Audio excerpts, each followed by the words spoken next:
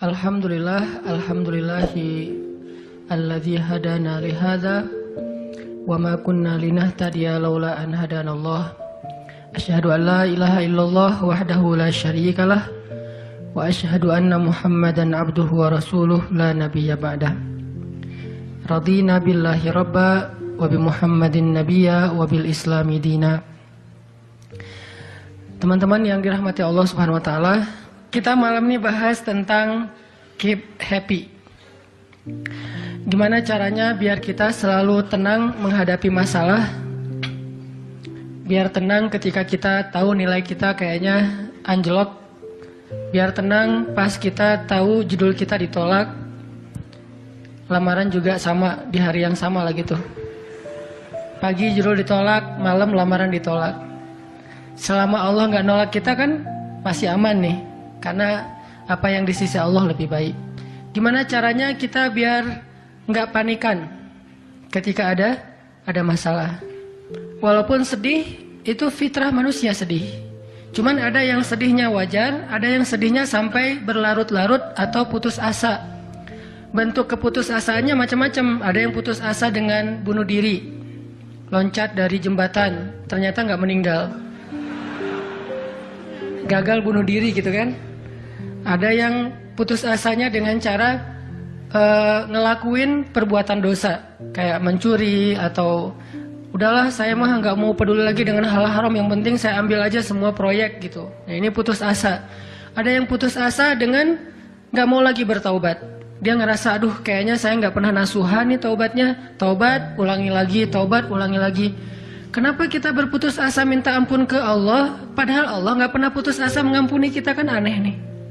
Allah tuh nggak pernah putus asa ngampuni kita, nggak pernah bosan menerima taubat kita. Allah nggak pernah bilang lo datang ntar pasti besok buat lagi, enggak. Padahal Allah maha tahu kita mungkin besok masih ngelakuin dosa yang sama. Asal kita datang, Allah langsung terima. Seolah-olah Allah tuh kayak husnuzon banget sama kita, walaupun pastinya Allah tahu tentang apa yang akan kita lakukan di masa yang akan datang. Ini artinya kenapa seseorang jadi putus asa, jadi berhenti untuk mencoba, jadi tidak lagi berharap apa-apa, jadi pesimis, jadi tidak survive dalam masalah, jadi penuh khawatir menghadapi hidup. Ada masalah dikit kayaknya udah kiamat dunia, padahal kuota habis doang nih. Langsung, aduh kuota habis jam 11 malam. Biasanya kan jam 11 itu jam chatting tuh sampai jam 1. Atau jam 11 malam kuota habis, padahal tadinya pengen ngebangunin dia. Iya dia gitu kan. Jam 2. Gampang, pakai aja kuota doa. Ya Allah bangunkanlah dia, tiba-tiba dia tetap bangun. Dia bangunin kita akhirnya. Ini bisa aja terjadi. Yang jelas, gimana sih cara biar kita keep happy, tetap bahagia walaupun gak bisa jalan-jalan jauh.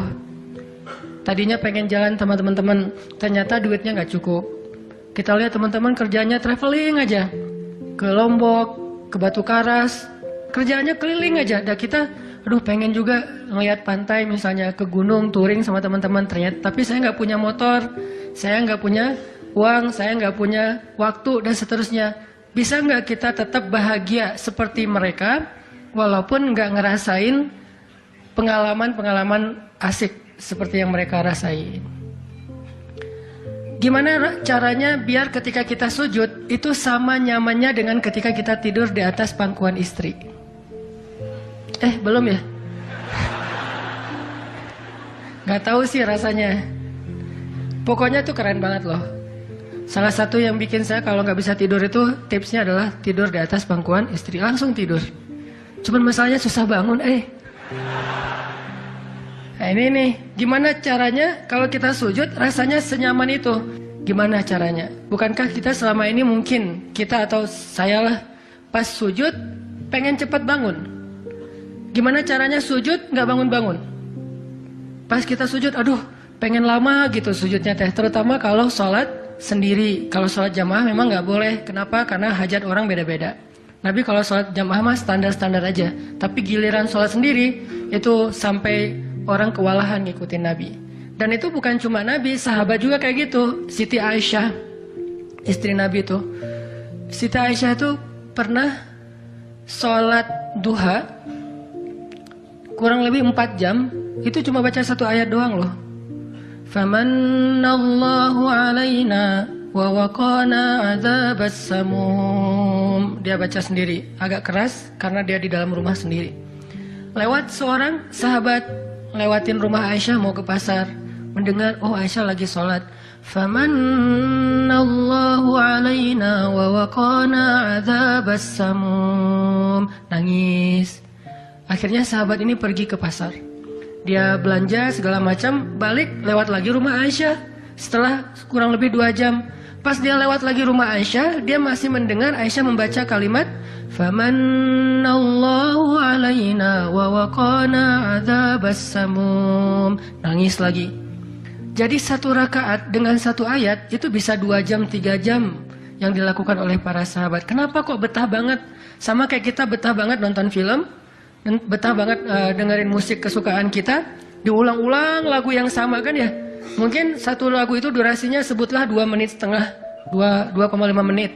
Tapi diulang-ulang bisa sampai setengah jam mendengar lagu yang sama. Bukan 1 album, 1 lagu. Kenapa kita betah? Nah gimana caranya kita juga dapat kebetahan kayak gitu ketika dengerin bacaan Al-Quran, ketika kita membaca Al-Quran sendiri, ketika kita sholat. Sampai ada istri Nabi sholat sambil ngikat badannya di dinding. Jadi dia bikin tali ke dinding gitu, terus dia ikat badannya, sehingga kalau dia udah gak kuat lagi, dia bersandar dengan ikatan tali di badannya, saking lamanya berdiri sholat. Coba bayangin, berarti kan semalaman tuh. Kalau udah gak kuat, dia berdiri itu sambil badannya keikat di tali. Dan Nabi melihat itu menangis karena melihat kesungguh-sungguhan para sahabat dan sahabiat dalam beribadah kepada Allah. Dan itu bukan paksaan siapapun. Nabi nggak pernah maksa kayak gitu. Mereka sendiri berinisiatif. Jadi tutorialnya dibikin sendiri gitu. Duh, saya sholat kalau malam-malam kayak gini jadi agak nggak kuat.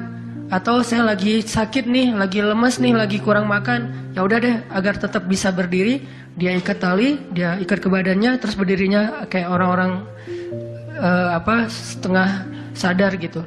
Nah ini menunjukkan ada kenikmatan yang luar biasa yang mereka dapetin ketika mereka dekat dengan Allah Subhanahu wa taala. Gimana sih caranya biar kita bisa kayak gitu?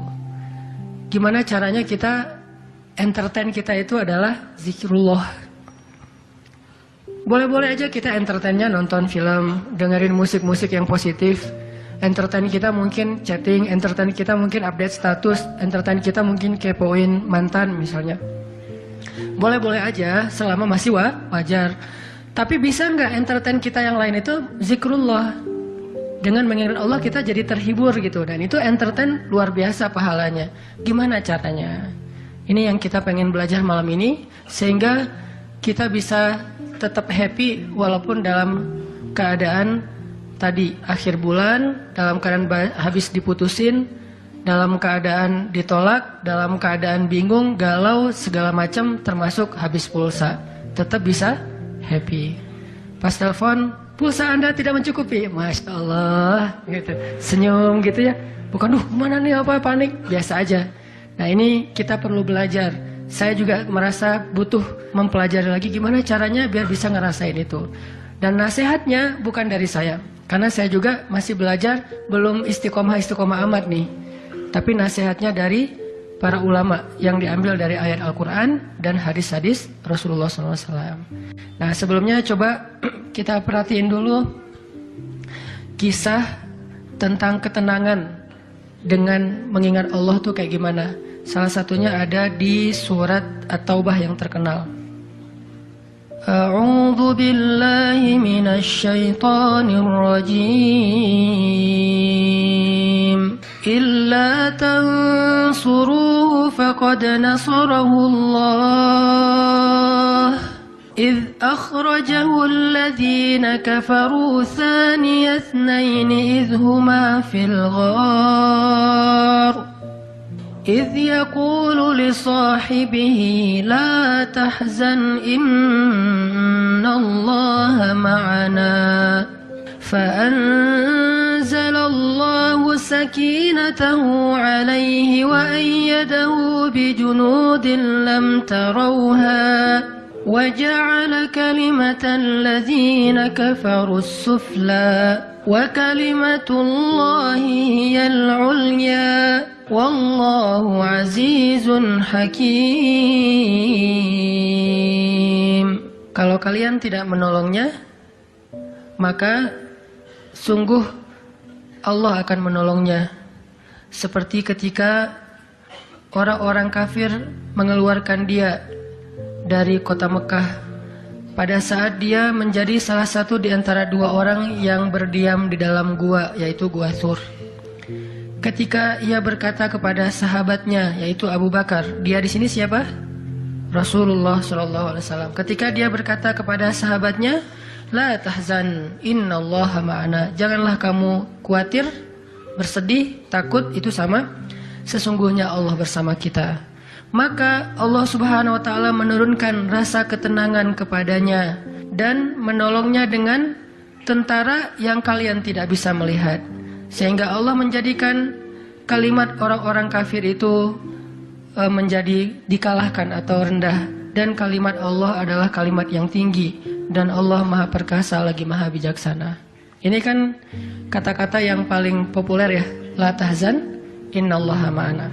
Tips pertama kalau kita pengen bisa lebih tetap tenang, happy ketika kita dalam tekanan adalah kita tuh memang harus punya sahabat yang selalu mengingatkan kita kepada Allah Subhanahu wa Ta'ala.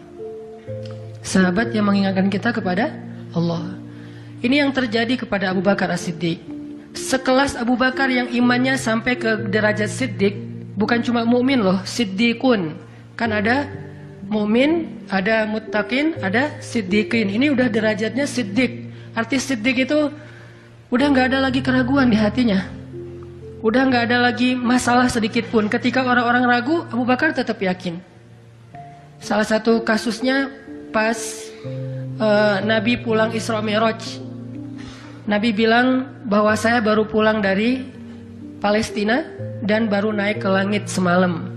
Diberitakan ini kepada orang-orang kafir Quraisy, tapi orang-orang kafir Quraisy nggak percaya. Lalu ketika para sahabat-sahabat lain mendengar, mereka kayak ragu-ragu gitu, bener nggak ya, bener nggak ya? Lalu ketika ditanya kepada Abu Bakar, ya Abu Bakar, lihat tuh teman kamu makin gila aja. Emangnya kenapa, kata Abu Bakar? Dia ngaku-ngaku baru pulang dari dari Palestina. Dia ngaku-ngaku baru pulang dari langit, katanya Isra dan Mi'raj semalaman, dalam waktu 1 malam. Lalu Abu Bakar bertanya, siapa yang bicara kayak gitu? Dia atau kalian? Kata mereka, Muhammad yang ngomong kayak gitu langsung kepada kami. Kata Abu Bakar, kalau Muhammad yang ngomong kayak gitu, maka benar. Dia nggak mau tanya gimana caranya, berapa lama waktunya, kapan, siapa yang membawa dia. Nggak nanya apapun. Kalau Muhammad yang ngomong, maka itu benar. Ini artinya siddiq, nggak banyak tanya, percaya banget. Kalau ayatnya kayak gitu, udah cukup. Kalau hadisnya kayak gitu, udah cukup. Kalau kata ulama kayak gitu, saya ikut. Nggak ada kenapa kayak gini dan seterusnya, nggak. Ini menunjukkan Abu Bakar itu orang yang sangat luar biasa imannya. Tapi dia tetap manusia.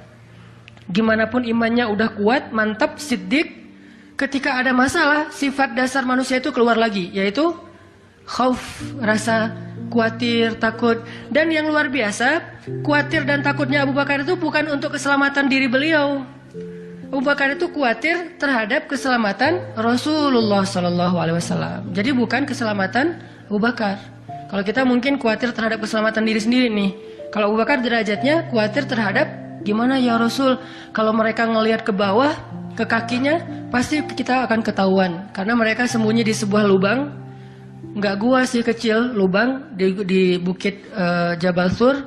Dan orang-orang kafir Quraisy sudah datang ke lubang itu, berdiri tepat di pintu gua.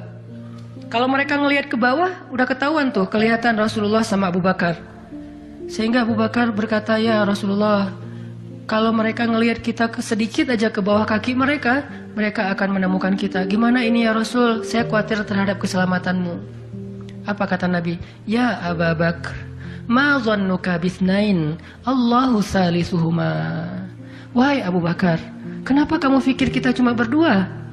Allah yang ketiga di antara kita. Baru la tahzan innallaha ma'ana. Jangan khawatir, Allah bersama kita.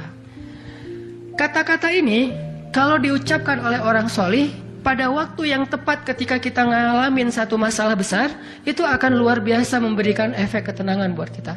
Tapi waktu yang tepat. Kalau normal-normal aja kayaknya agak kurang ngaruh nih. Makanya kata-kata kayak gini itu timingnya tuh harus pas. Dan yang mengatakan orang yang memang punya aura kesolehan yang luar biasa. Sekelas Rasulullah kurang apa? Itulah sebabnya kenapa kita harus punya banyak, atau setidaknya kita punya seorang sahabat, seorang teman yang solih, yang sering mengingatkan kita. Minimal istri.